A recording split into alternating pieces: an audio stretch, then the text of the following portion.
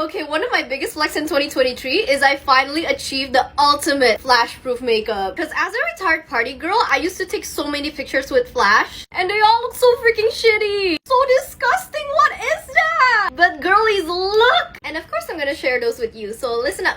Okay, first tip. Don't use products that has UV in them. So no baby, no sunscreens because they're the main reasons for flashbacks. Number 2. Pick the right foundation shade that's the same as your skin color. Don't use a brighter one because it will show in your flash pictures. This also goes for concealer. Pick the ones that are in the same or only one shade lighter than your skin tone so that your under eyes don't glow on camera. Okay, number 4, and this is the most important part. We're going to remove all the shine and all the oily parts. This is the Luxe Creme 2-Way Cake Powder, and it is the ultimate shine controller.